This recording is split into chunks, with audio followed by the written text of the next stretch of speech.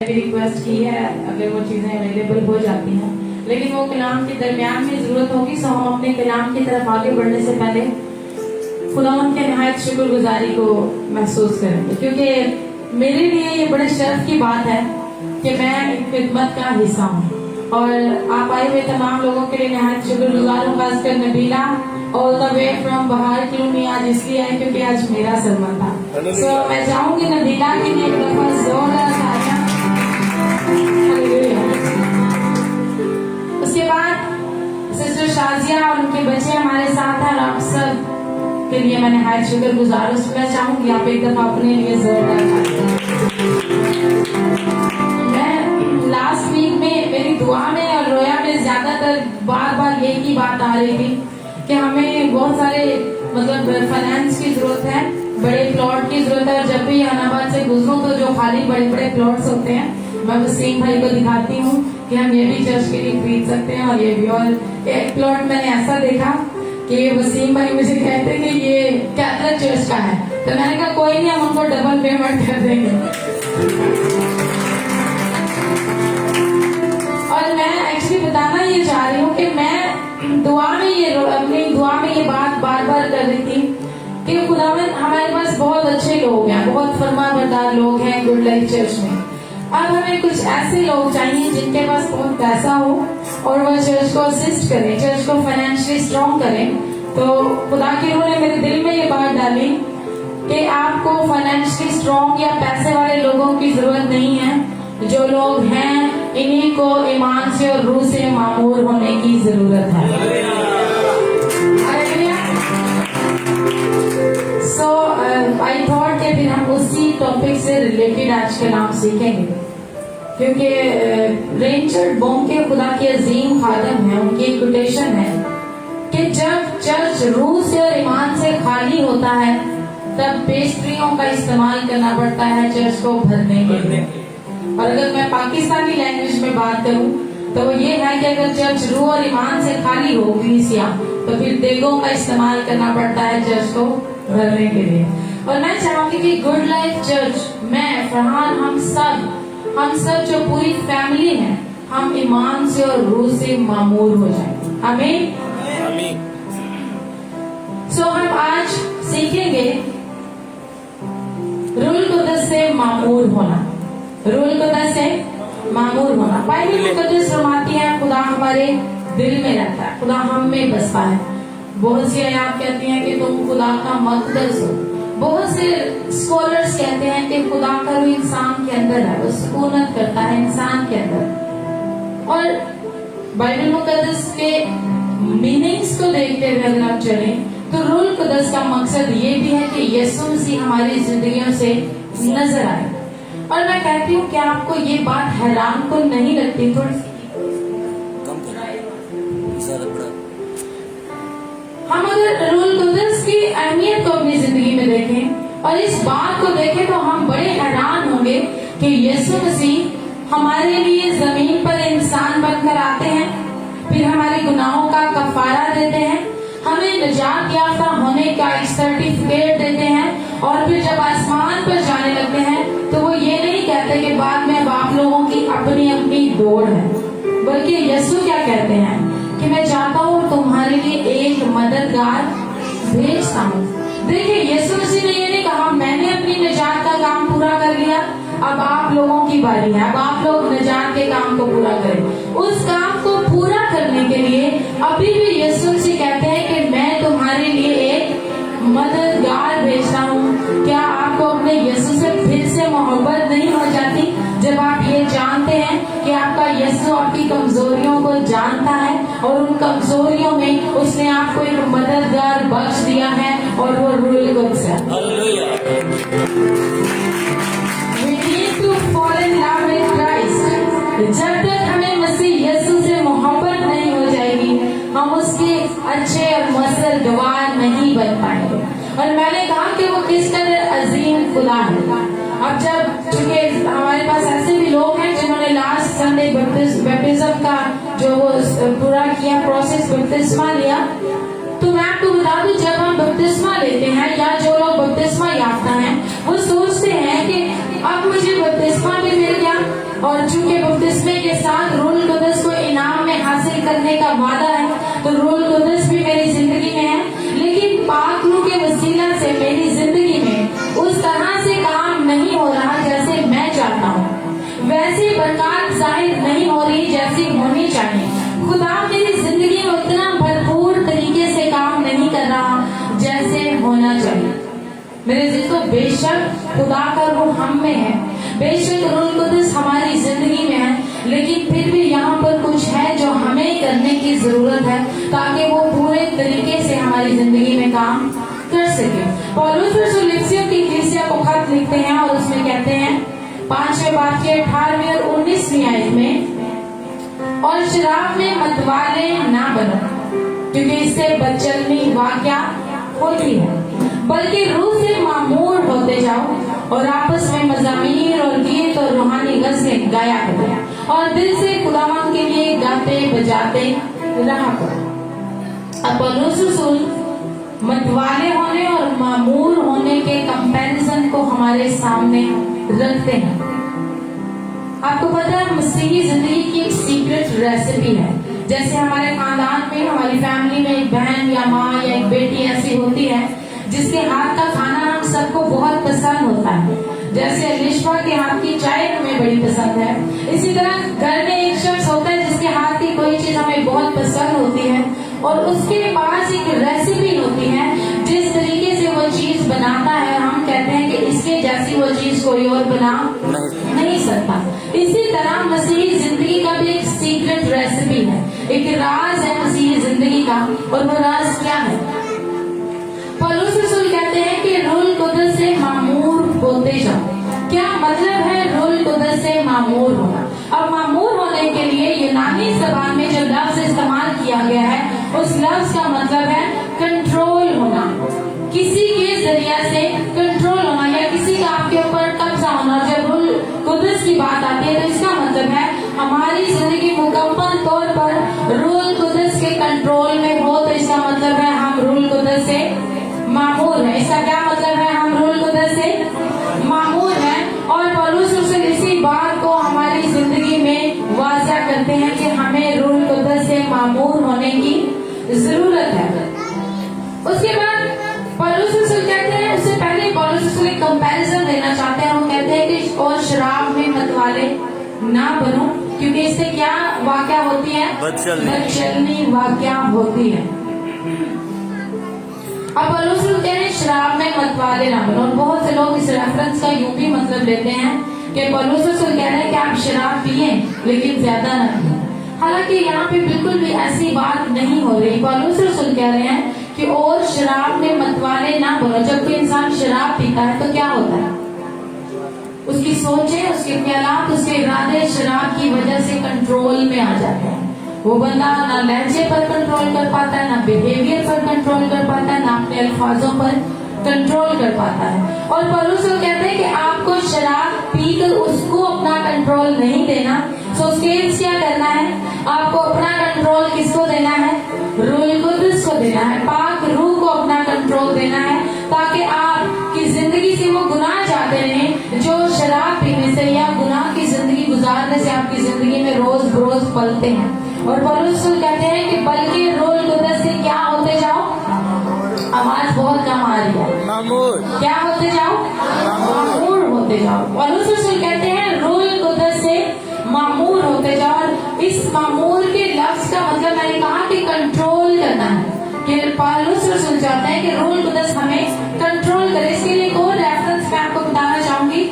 अमाल 5 बाब आप सबने पढ़ा सुना होगा, जिसमें हनन्याह और सफीरा का जिक्र है। जब उस वक्त कलीसियाएं अपना सब कुछ माल दौलत बेचकर पतरस के हाथों में, पतरस के पांव में लाकर रख देती ताकि वो खिदमत का काम करे, तो हनन्याह और सफीरा एक ऐसा जोड़ा थे जिन्होंने ये फैसला किया कि हम भी अपनी जमीन बेचेंगे और खुदा को पैसे देंगे। और जब उन्होंने जमीन बेची तो उनको रियलाइज हुआ कि ये तो हमने कुछ ज्यादा बड़ा प्रॉमिस कर दिया।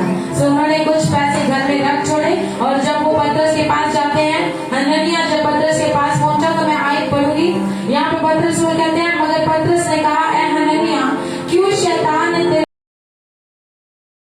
तेरे दिल में ये बात डाल दी कि तू रूह कुदस से झूठ बोले? अब यहाँ पे पतरस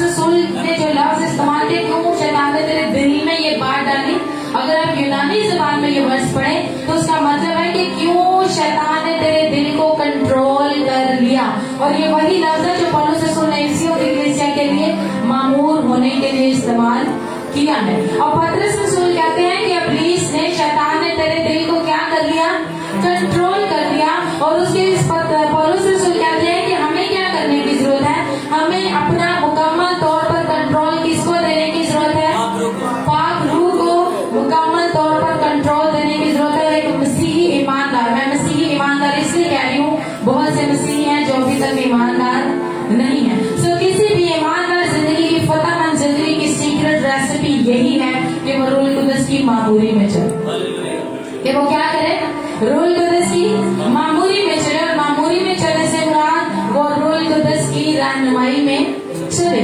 उसकी जिंदगी को मुकम्मल तौर पर कौन कंट्रोल करे, रूह कुदस, पाक रूह कंट्रोल करे। अब बहुत से लोगों को जब रूह कुदस मिलता है, वो गैर जुबानों में, बेगाना जुबानों में दुआ करते हैं। और बहुत से छोटे छोटे हमारी जिंदगी में तजर्बात होते हैं जो इस बात का सबूत है कि रूह कुदस हमारी जिंदगी में काम कर रहा है। जैसे मैंने लास्ट टाइम सीखा था कि रूह कुदस हमारी जिंदगी में जब काम करेगा, हमें अपने गुनाहों से नफरत होगी। और जब रूह कुदस हमारी जिंदगी में काम करेगा, हमें दूसरों के गुनाहों से ज्यादा अपने गुनाहों से नफरत होगी। ये रूह कुदस की निशानी है। अब रूह कुदस जब आता है, लोगों की जिंदगी में काम होता है। सबसे बड़ी निशानी है कि लोग बेगाना जुबानों में, गैर जुबान में दुआ करते हैं, लेकिन आप बहुत से ऐसे लोगों से वाकिफ होंगे जो बेगाना जुबानों में, गैर जुबानों में दुआ करते हैं, लेकिन उनकी जिंदगी में गुनाह है। हम सोचते हैं अभी कुछ देर पहले तो ये बहन गैर जुबान में दुआ कर रही थी और अभी ये अपने बच्चों को इतनी बड़ी बड़ी गालियां कैसे दे सकती है।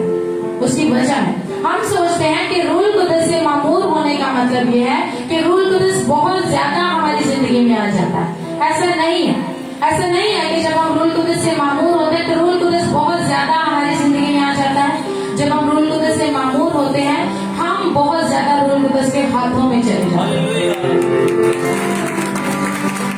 हमारे ज्यादातर क्या, हमारे सारे के सारे फैसले रूह कुदस के हाथों में चले जाते हैं। रूह कुदस पार्शली हमारी जिंदगी में नहीं आता। रूह कुदस थोड़ा थोड़ा करके हमारी जिंदगी में नहीं आता। जब आप खुदा को कबूल करते हैं, किसी यीशु की कुर्बानी को कबूल करते हैं और रूह कुदस के लिए दुआ करते हैं, डिजायर करते हैं, तो जब रूह कुदस का आपको बपतिस्मा होता है तो मुकम्मल तौर पर रूह कुदस आपकी जिंदगियों में आ जाता है। लेकिन मामूली कब आती है, जब हम रूह कुदस को अपना कंट्रोल देते हैं। मैं आपको इसको एग्जाम्पल के साथ थोड़ा सा इलैबोरेट करूंगी। हम इस चीज को इस तरह से सीखेंगे, ये आपकी जिंदगी का दायरा है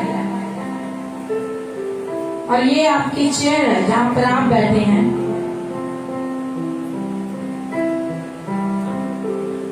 मैंने कहा ये आपकी जिंदगी का दायरा है। ये आपकी जिंदगी का क्या है, दायरा है। It shows your life. ये दायरा आपकी जिंदगी को शो कर रहा है। यहाँ पर आप बैठे हैं, इससे पहले कि आप किसी यीशु को कबूल करें, वो आपकी जिंदगी से बाहर है, वो आपकी जिंदगी में नहीं है। जब आपने मसीह यीशु को कबूल किया तो मसीह यीशु यहाँ नहीं, फिर मसीह यीशु आपकी जिंदगी में आ गया। जब आपने तौबा की, अपने गुनाहों का कफारा के तौर पर मसीह यीशु को कबूल कर लिया, तो मसीह यीशु आपकी जिंदगी से बाहर नहीं बल्कि आपकी जिंदगी में आ गया। रूह कुदस आपकी जिंदगी में आ गया। लेकिन अभी भी मेन जो कंट्रोल रूम है, वहाँ पर कौन बैठा है, हम बैठे हैं। अभी भी यीशु हमारी जिंदगी में है, रूह कुदस हमारी जिंदगी में आ गया है। लेकिन जो हमारा तख्त है, जहाँ पर हमारी किंगशिप है, जहाँ पे हमारे फैसले हैं, जहाँ पे मैं है कि मैं ये चाहता हूँ, मैं ये करता हूँ, मेरी जिंदगी है, मेरे फैसले हैं, मेरे इरादे हैं, उन सब में अभी भी हम बैठे हैं। तो फिर क्या मतलब है रूह कुदस से मामूर होने का? रूह कुदस से मामूर होने का मतलब है यीशु यहाँ पर है और आप यहाँ पर। ये मतलब है कि आप रूह कुदस से मामूर हैं। बहुत से लोग यीशु को यहाँ तक ले आते हैं, यहाँ पर लेकर नहीं आते। बहुत बड़े बड़े खादमीन हैं जिनकी जिंदगी में शायद यीशु यहाँ पर है, अभी यीशु को उन्होंने अपने तख्त पर नहीं बिठाया। इसलिए यीशु ने कहा कि जो मेरे पीछे आना चाहे किसका इनकार करे, अपनी खुदी का इनकार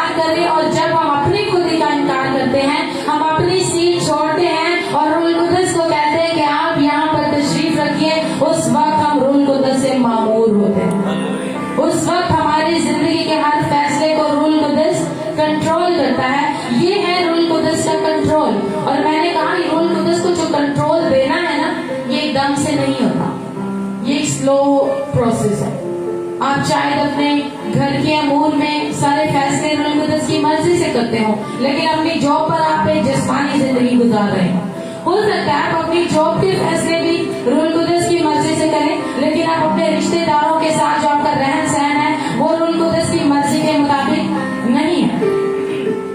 जब आप अपने घर के अमूर, अपनी जॉब के, अपने रिश्तेदारों के, अपने दोस्तों के, अपने हमसायों के साथ हर एक अमूर में रूल कुदस की मर्जी में चलते हैं, तो तब आप अपना सारे का सारा कंट्रोल रूल कुदस को दे देते हैं। और जब आप रूल कुदस को सारा कंट्रोल दे देते हैं तो हकीकत में ये है रूल कुदस की मामूली। कोई एक दो फैसला नहीं, वो फैसले जिनमें हमें फायदा है और हम कहेंगे रूल कुदस ये कहता है तो मैं ऐसा करूं। शायद बहुत से ऐसे फैसले हो जिनमें हमारा नुकसान हो, जाहिरी तौर पर हमारा नुकसान हो, लेकिन रूल कुदस कहे कि आपको ये करना है, तो मामूर होने का मतलब है कि हम वो करें। हमारे एक पाकिस्तानी बाइबल स्कॉलर हैं, वो कहते हैं ये जो मसा है, अनॉइंटिंग जो है, पाक रूह की हमारी जिंदगी में जो अनॉइंटिंग है, वो कहते हैं ये जो मसा है ये मसा आता है। ये जो मसा है ये मसा आता है, ये एकदम से नहीं आता। और बहुत से लोग डिस्करेज होकर बाउंस बैक करते हैं अपनी पुरानी जिंदगी में, क्योंकि वो सोचते हैं मैंने बपतिस्मा लिया तो अब बिल्कुल बदल जाना चाहिए। ऐसा नहीं होता। हमने 3 चेंजेस के बारे में सीखा था, प्रैक्टिकल चेंज, प्रोग्रेशनल चेंज और उसके बाद पहले हमने पॉसिबल चेंज के बारे में सीखा था कि हम फौरन से फैसला करते हैं, बपतिस्मा लेते हैं, ये हमारा पॉसिबल चेंज है। फिर वक्त के साथ साथ हम पाकिस्तान के सफर को तय करते हैं और ये हमारा प्रोग्रेशनल चेंज है। और लास्ट पे हम एक ऐसे चेंज में दाखिल हो जाते हैं जिसको प्रैक्टिकल चेंज कहते हैं, जिसके बारे में पौलुस कहते हैं कि खुदा की मर्जी को किससे मालूम करो? तजर्बा से। आपका तजर्बा, खुदा के साथ चलने का तजर्बा आपको बताएगा कि खुदा की क्या मर्जी है। अनॉइंटिंग है जो रूल कुदस की हमारी जिंदगी में मौजूद है, वो एकदम से नहीं आती। जितने लोगों ने अभी बपतिस्मा लिया है, डोंट गेट डिस्करेज्ड कि मेरी लाइफ बदल क्यों नहीं रही, एकदम से मैं ऐसा क्यों नहीं हो रहा, एकदम से मेरे साथ ये क्यों नहीं हो रहा। It's a slow process. आप जितने ज्यादा कंट्रोल रूल कुदस को देंगे उतना ज्यादा आप रूल कुदस से मामूर होते जाएंगे। हालेलुया। अब जो रूल कुदस है वो आसमान की बादशाह का काम हमारी जिंदगी में करना चाहता है, लेकिन हमारे जरिए से। रूल कुदस आसमान की बादशाही का काम करना चाहता है हमारी जिंदगी में, लेकिन खुद नहीं, हमारे जरिया से। वो हमसे रास्तबाजी के काम करवाना चाहता है। वो चाहता है हम रास्तबाजी के काम करें और उसमें वो हमारी मदद करना चाहता है। वो उसमें चाहता है कि हम रूल कुदस की मर्जी के मुताबिक चलें। अब हमारे पास एक ईमानदार होते हुए 2 ऑप्शन था, या तो हम जिस्मानी जिंदगी को लेकर चले या फिर हम रूहानी जिंदगी को लेकर चले। क्योंकि जो जिस्म है वो रूह के खिलाफ ख्वाहिश करता है और जो रूह है वो जिस्म के खिलाफ ख्वाहिश। So it's kind of war जो हमारे अंदर चलती है, जंग है जिसपे फतह हासिल करनी है। अब अगर हम रूल कुदस की रहनुमाई से चलते हैं तो यकीनन हम आसमान की बादशाही के कामों को पूरा करते हैं, लेकिन अगर हम जिस्मानी तौर पर काम करते हैं तो हमारे लिए काफी लॉस है।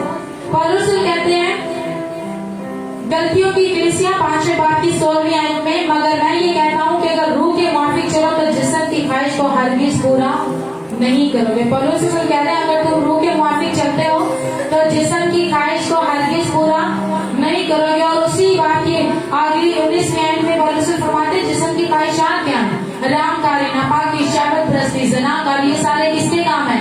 जिस्म के काम है। अगर रूह के मुआफिक चलते हो तो जिस्म के कामों को हरगिज पूरा नहीं करोगे। और हैरानी की बात है कि ये सारे काम पौलुस किनको बता रहे हैं? कलीसिया को, जिन्होंने यीशु को कबूल कर लिया है, गलतियों की कलीसिया की रहनुमाई के लिए। क्योंकि मैंने कहा बहुत से लोग यीशु को यहाँ तो ले आते हैं पर यहाँ लेकर नहीं आते। और पौलुस अपनी कलीसिया को ये बात वाज़ा करते हैं कि यीशु को यहाँ से यहाँ लाओ और वो सीट से उठकर साइड पर हो जाओ। क्योंकि अगर तुम रूह के मुआफिक चलो तो जिस्म की ख्वाहिश को हरगिज पूरा नहीं करोगे। और अगर रूह के मुआफिक हम नहीं चलते, सपोज कोई कहे कि अगर मैं रूल कुदस की मर्जी के मुताबिक ना चलूं तो मेरे चीजों में आपको बता दूं, अगर हम रूल कुदस की रहनुमाई में नहीं चलते तो फिर हम जिस्म की रहनुमाई में चल रहे हैं। और जिस्म की रहनुमाई में चलना हरामकारी, जनाकारी, शहवत प्रस्ती, झूठ और जितने भी इससे रिलेटेड गुनाह हैं वो हमारी जिंदगी के लीडर्स बन जाते हैं। और फिर ऐसे ही है कि बंदर के हाथ में माचिस पकड़ाने वाली बात है, वो अपनी तो जिंदगी तबाह करेगा, अपनी आने वाली नस्लों को भी तबाह कर देगा। सो हमारे लिए जरूरी है कि हम रूल कुदस के मुताबिक जिंदगी गुजारें। हमारे लिए जरूरी है कि हम रूल कुदस की रहनुमाई में जिंदगी गुजारें। सवाल यह है कि अगर हम रूल कुदस की रहनुमाई में जिंदगी गुजारना चाहते हैं तो फिर हमें किस तरह से फैसले करने की जरूरत है, कैसे इकदाम है जो हमें उठाने की जरूरत है कि हम रूल कुदस की मामूली में जिंदगी गुजार सकें। अगर आप रूल कुदस की रहनुमाई में चलते हैं तो आपकी जिंदगी खुदा के मुताबिक है, खुदा के मुताबिक आप मूव कर रहे हैं और आप आसमान की बादशाही को मुमकिन कर रहे हैं अपनी जिंदगी में। और अगर आप जिस्म के मुताबिक चलते हैं तो ऑब्वियसली आप जिस्म के मुताबिक काम करेंगे। और जिस्म के काम मैंने ऑलरेडी आपको मेंशन कर दिए कि क्या है। अब अगर हम रूल कुदस के मुताबिक चलते हैं और रूल कुदस के मुताबिक चलना चाहते हैं, या जिनकी जिंदगी में अभी तक रूल कुदस का बपतिस्मा नहीं है, उनको क्या ऐसे 4 इकदाम उठाने चाहिए ताकि रूल कुदस उनकी जिंदगी में एक्टिवेट हो। सबसे पहला स्टेप, अगर आप चाहते हैं कि रूल कुदस हमारी जिंदगी में काम करे या रूल कुदस मेरी जिंदगी में आए, तो सबसे पहला स्टेप है मेडिटेशन। वो हम डिटेल में सीख चुके हैं। खुदा के कलाम पर गौर व खोज करना, खुदा के कलाम के बारे में बार बार सोचना, उस पर ध्यान देना। क्यों? अब आप सोचेंगे कि हम तो रूल कुदस की बात कर रहे थे और अभी हमने फौरन से जंप किया और खुदा के कलाम पर आगे। तो मैं आपको बता दूं, बाइबल मुकद्दस इस बात को वाज़ह करती है, खुदा का कलाम ही रूल कुदस है। खुदा का कलाम ही रूल कुदस है। खुदा का कलाम जब आपकी जिंदगी में एक्टिवली काम करता है, दैट्स द होली स्पिरिट। सो मैं इसको आयात की मदद से थोड़ा सा क्लियर करना चाहूंगी। यीशु मसीह यूहन्ना की इंजील जब यूहन्ना सुनो जी लिखते हैं तो उसमें यीशु मसीह फरमाते हैं 6 बाब की 63वीं आयत में कि जिंदा करने वाली तो रूह है, जिस्म से कुछ फायदा नहीं। अब जिंदा करने वाली कौन है? रूह है। यीशु ने पहले वाज़ह किया कि जो जिंदा करती है वो कौन है? रूह है, और जिस्म से कुछ फायदा नहीं। और अगली ही लाइन में यीशु मसीह फरमाते हैं, यीशु मसीह इस बात को वाज़ह करते हैं, जो बातें मैंने तुमसे कही ये रूह भी है और जिंदगी भी है। यीशु मसीह कहते हैं जो अल्फाज मेरे मुंह से निकल रहे हैं ये जिंदगी भी है और क्या है? रूह भी। और मैंने कहा खुदा का कलाम ही रूह है। यीशु मसीह कहते हैं अगर तुम मुझ में कायम रहो और मेरी बातें तुम में कायम रहे। बात बातों की हो रही है, उसके बाद यीशु कहते हैं जो चाहो मांगो तुम्हारे लिए हो जाएगा। हमारी जिंदगी में तो सब कुछ रूल कुदस करता है और यीशु कह रहे हैं मेरी बातों में कायम रहो। इसका मतलब है यीशु मसीह की बातें ही रूह है। तो हमें ये अहमियत जानना जरूरी है। मैं एक और कंपैरिजन दूंगी। पौलुस फरक औकात में 2 कलीसियाओं को खत लिख रहे हैं, एफिसियों की कलीसिया को और फिर कुलसियों की कलीसिया को। इन दोनों रेफरेंसेस को हम कंपेयर करेंगे और आप जानेंगे कि पौलुस एक जगह पर कलाम की बात कर रहे हैं और एग्जैक्ट उसी मतलब में दूसरी जगह पर रूल कुदस की बात कर रहे हैं। गौर से सुनिएगा। एफिसियों के नाम पौलुस का खत 5 बाब की 18वीं आयत, और शराब में मत वाले ना बनो क्योंकि इससे बदचलनी वाकया होती है, बल्कि रूह से मामूर होते जाओ। क्या कह रहे हैं यहाँ पे पौलुस? किससे मामूर होते जाओ? रूह से मामूर होते जाओ। फिर इस लफ्ज को आपने ज़हन में रखना है। और आपस में मज़ामीर और गीत और रूहानी गज़लें गाया करो और दिल से खुदावंद के लिए गाते बजाते रहा करो। अब पौलुस ने एक रेफरेंस दिया अपनी कलीसिया को, इफिसियों की कलीसिया को समझाने के लिए। दूसरी जानिब कुलसियों की कलीसिया को मुख्तलिफ वक्त में खत लिखते हुए पौलुस यही बात समझाते हैं और कहते हैं, कुलसियों 3 बाब की 16वीं आयत। अब यहाँ पे पौलुस कहते हैं मसीह के कलाम को, किसको कह रहे हैं? मसीह के कलाम को। वहां पे किससे कह रहे थे?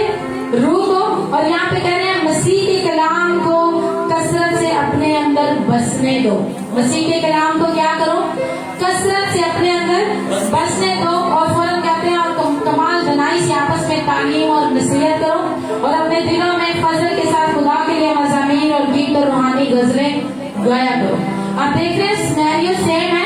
पौलुस एक सेम रहनुमाई दे रहे हैं और एक जगह पर पौलुस कह देते हैं कि आप लोगों को मसीह के कलाम को अपने अंदर कसरत से बसने देना है, और दूसरी जगह कह रहे हैं अपने आप को रूल कुदस से मामूल करो। क्यों? क्योंकि जब आप खुदा के कलाम को यहाँ से लेकर यहाँ पर ले आएंगे, वही लम्हा है जब रूल कुदस आपकी जिंदगी में एक्टिव हो जाएगा।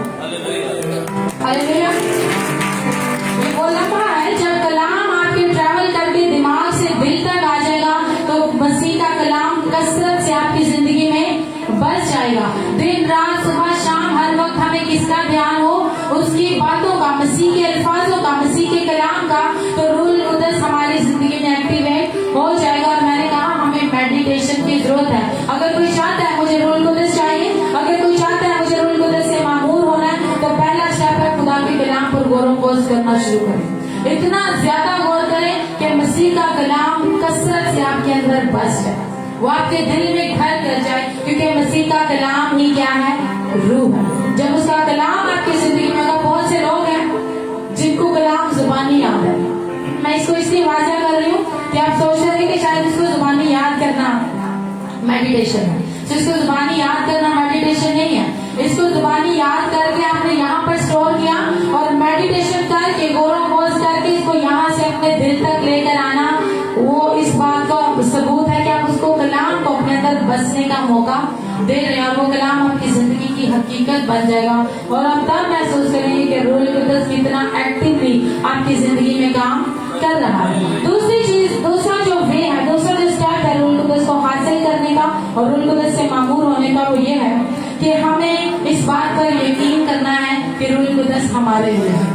हमें इस बात पर यकीन करना है कि रूल कुदस हमारे लिए, हमने जो भी बातें सुनी, जो भी सीखा, उस पर ईमान लाना जरूरी है। आप जानते होंगे बहुत से लोग ऐसे हैं जो बड़ा बड़ा इल्म रखते हैं लेकिन वो रूल कुदस से खाली है। क्यों? क्योंकि अभी तक वो रूल कुदस पर ईमान नहीं लाया, अभी तक वो रूल कुदस पर ईमान नहीं लाया। और आपको बता दूं, ईमान और रूल कुदस ये दोनों इकट्ठे चलते हैं, ईमान और रूल कुदस। यीशु मसीह कहते हैं वो खुदा जो तुम्हें मौजज़ात करता है, बड़े बड़े काम दिखाता है, तुमको क्या लगता है वो तुम्हारे अमाल के सबब से ऐसा करता है या ईमान के वसीला से? खुदा हमारी जिंदगी में बड़े बड़े काम कैसे करता है? ईमान के वसीला से। हम निजात कैसे हासिल करते हैं? ईमान के वसीला से। हम खुदा के फजल को कैसे हासिल करते हैं? ईमान के वसीला से। तो मेरे जैसो आप पाक रूह भी ईमान के वसीला से हासिल करते हैं। पाक रूह भी आपकी जिंदगी में ईमान के वसीला से आएगा, और ईमान होना बड़ा जरूरी है। मैंने कहा कि खुदा के रूह ने मेरे दिल में ये बात डाली कि गोल्डन चर्च के लोगों को ईमान और रूह से मामूर होने की जरूरत है। आप अगर बाइबल मुकद्दस का मुताला करें, स्टेफनस के बारे में बाइबल मुकद्दस फरमाती है, और वो ईमान और रूह से मामूर, ऐसा नहीं कहा कि वो रूह से मामूर था, लिखा है वो ईमान और रूह से मामूर था। फिर बरनबास के बारे में लिखा है कि वो ईमान और रूह कुदस से भरा हुआ था।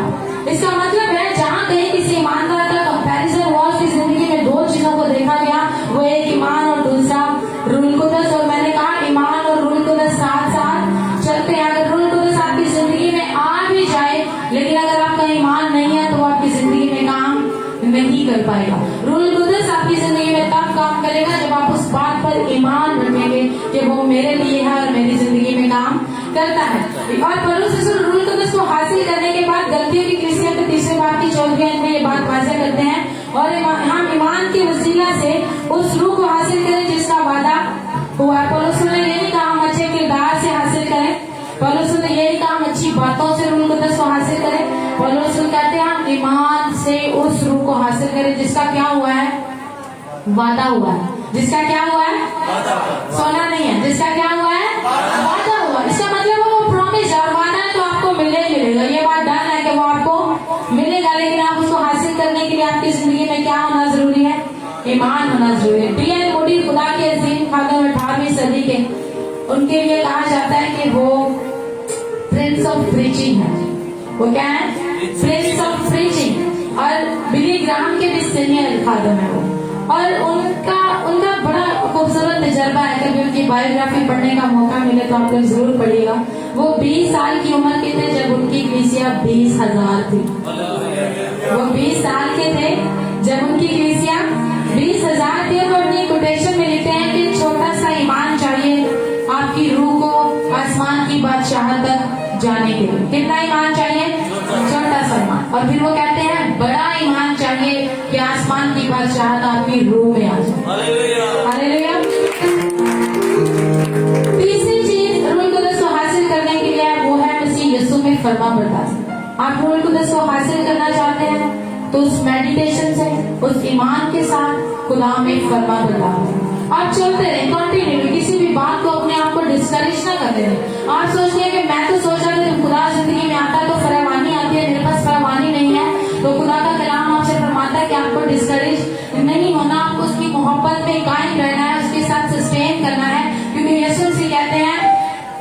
अगर कोई मुझसे मोहब्बत रखे तो वो मेरे कलाम पर अमल करेगा। अगर कोई मुझसे मोहब्बत करता है तो वो क्या करेगा, मेरे कलाम पर अमल करेगा। और अमल करने का फ्रूट मैं आपको बताती हूँ, फल क्या है अमल करने का।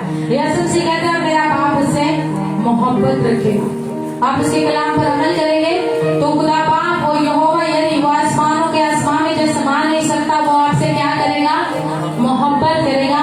और फिर यीशु से कहते हैं और हम उसके पास आएंगे। हम कौन कौन आएंगे, खुदा बाप, खुदा बेटा और रूल कुदस। कहते हैं हम उसके पास आएंगे। जब रूल कुदस आपकी जिंदगी में काम करेगा तो आप आसमानी बाप को क्लोज महसूस करेंगे। मैंने कहा ये रूल कुदस है जो आपको उसको बाप कहने के लिए मजबूर करता है। यीशु से कहता है हम उसके पास आएंगे और उसके साथ सुकूनत करेंगे। That's the reality। जब आप खुदा के कलाम पर मेडिटेट करते हैं, आपका ईमान ग्रो करता है, ईमान रखते हैं कि रूल कुदस मेरी जिंदगी में काम करेगा और उस रूल कुदस की आस में, उम्मीद में, उसकी होप में आप फरमा बरदारी में चलते हैं तो खुदा बाप उसका इकलौता बेटा यीशु और रूल कुदस आपके घर में, आपकी पूरी फैमिली में लाइव नजर आते हैं।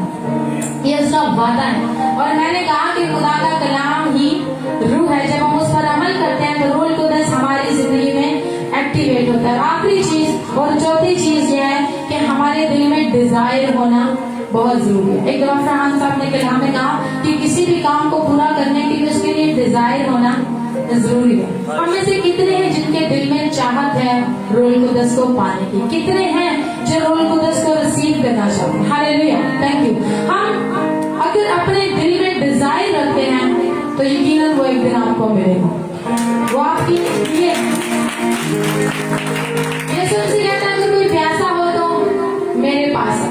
और ये बात यीशु से रूल कुदस के बारे में करते हैं क्योंकि यूहन्ना रसूल इस बात को अगली आयत में वाजा करते हैं और वो कहते हैं कि ये बात यीशु ने रूह की बाबत कही। यीशु से कहते हैं अगर कोई प्यासा हो तो मेरे पास है। आपको डिजायर है, रूल कुदस की जरूरत है, रूल कुदस की कमी महसूस होती है तो यीशु के पास जाए क्योंकि वो कहता है अगर कोई प्यासा हो तो मेरे पास आए। और यूहन्ना रसूल कहते हैं ये बात यीशु ने रूल कुदस की बाबत कही।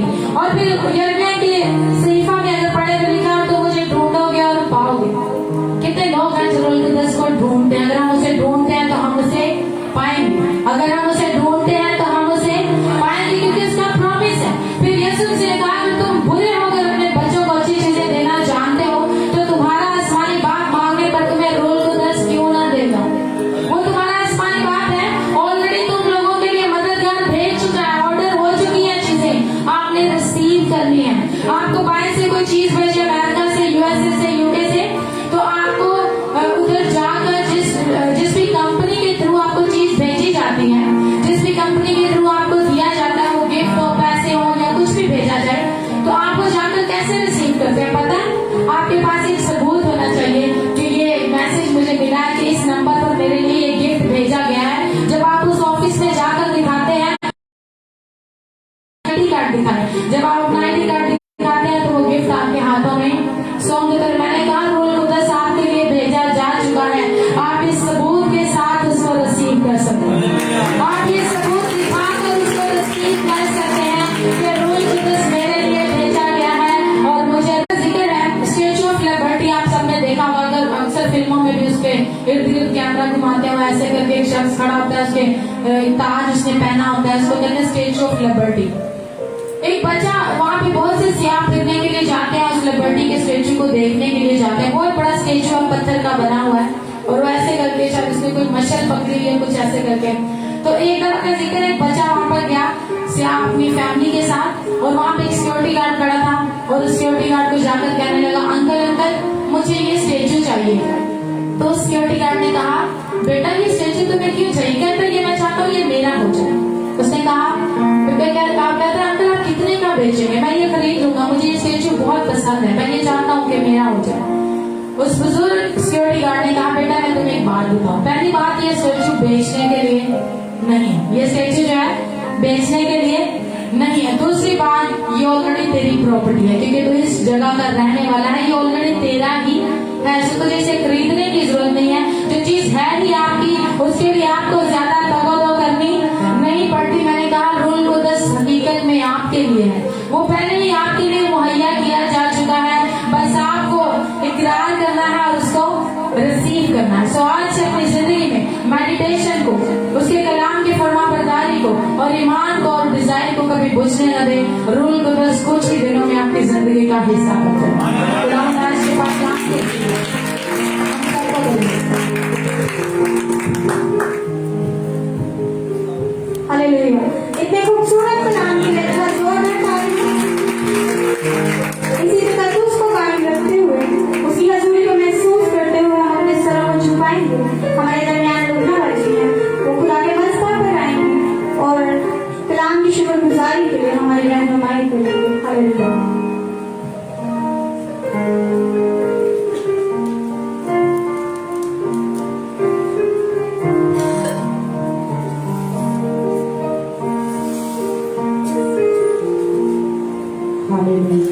अजीब मशीर खुदा कादर मुतलिक बाप अब्दियत के बाप सलामती के शहजादे हम तेरे शुक्र गुजार हैं, तेरे रहम तेरे फजल के लिए, तेरी अजीम मोहब्बत के लिए।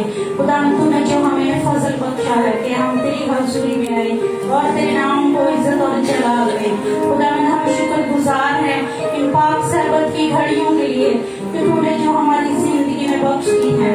खुदा हम शुक्र गुजार हैं तेरे मीठी शीरी कलाम के लिए खुदावन, जो तूने हमारे लिए अपने बंदा अपने खात्मा के वसीला से खुदावन तू हमसे हम कलाम हुआ है, इसके लिए हम तेरी शुक्रगुजारी करते हैं। खुदावन तू हमें यह फजल अता करना, हमने जो कलाम सुना है वो हमारे दिलों की बंजर जमीनों में सैराब हो। खुदावन जी हम तेरी शुक्रगुजारी करते हैं। जितने लोग तेरी हजूरी में हैं, एक एक पर तेरा रहम तेरा फजल मांगते हैं। जलाल से हशमत से भरे खुदावंद मैं तेरी शुक्रगुजार हूँ तेरे रहम तेरे फजल के लिए, तेरी अजीम मोहब्बत के लिए। तू जो था जो है जो अब तक यकसा खुदा है, हम तेरी शुक्रगुजारी करते हैं तेरी इस बेपनाह मोहब्बत के लिए, तेरी वफादारियों के लिए, तेरे मौजज़ात के लिए, तेरी कुदरत तेरी नरमी के लिए। खुदावंद तेरा शुक्र हो तेरे इस गहरे मसा के लिए। खुदावंद तो हम सब पर रहम और फजल करना, हमें और ज्यादा फजल अता करना। साजो आवाजों पर तेरी बरकत तेरी ब्लेसिंग को मांगते हैं। मीटिंग के बाकी हिस्सा में खुदावन तो हमारा हाथी और रहनुमा होना, हमारा प्रस्तुत करना तुझे पसंद आए। मैंने जो कुछ भी मांगा तेरे प्यारे बेटे अपने खुदा यीशु मसीह के नाम से मांगा, ईमान से पा लिया। आमीन। हम सभी अपने सरों को अपने सरों को उठाएंगे, अदनान को इनकी रहनुमाई में गीत गाएंगे और इसी दौरान अपने हदीन अज़रान में उसको हुजूर पेश करेंगे। और बेशक लिखा है कि खुदा खुशी से देने वालों को अजीज रखता है।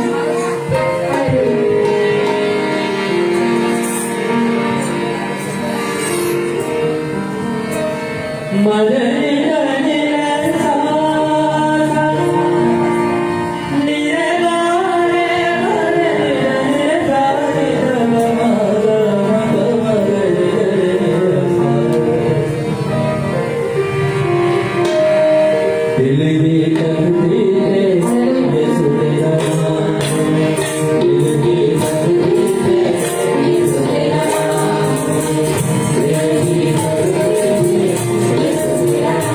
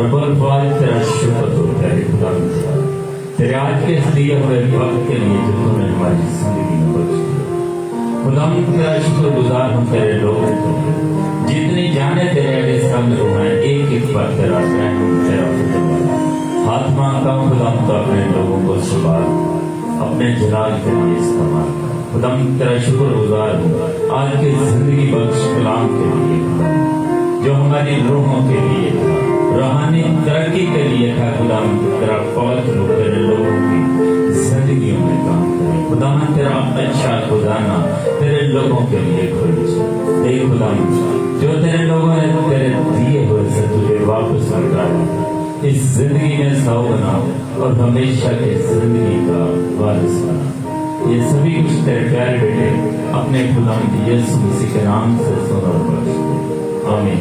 खुदा की सफाई दुआ में सब शामिल होंगे। ऐ हमारे बाप तू जो आसमान पर है तेरा नाम पाक माना है तेरी बादशाही है तेरी मर्जी जैसी आसमान पर पूरी होती है जमीन पर भी हो हमारी रोज की रोटी आज हमें दे और जिस तरह से हमने अपने कर्जदारों को माफ किया है तो भी हमारे कर्ज हमें माफ कर हमें आजमाइश में ना लाए बल्कि बुराई से बचा क्योंकि जो बादशाह और कुदरत और जलाल हमेशा तेरे आमीन। अब हमारे गुलाम यीशु मसीह का फजल खुदा बाप की मोहब्बत पाक रूह की रफाकत और शराकत रूह जमीन पर तमाम कदसिन के साथ हाजिर जमायत के साथ और मुल्क पाकिस्तान के साथ अब से हमेशा तक होती है आमीन। आप सभी आए हुए लोगों के हम शुक्रगुजार हैं। इबादत का वक्त खत्म हुआ जाता है। आप सभी एक दूसरे से मिलिए और खैरियत से अपने घर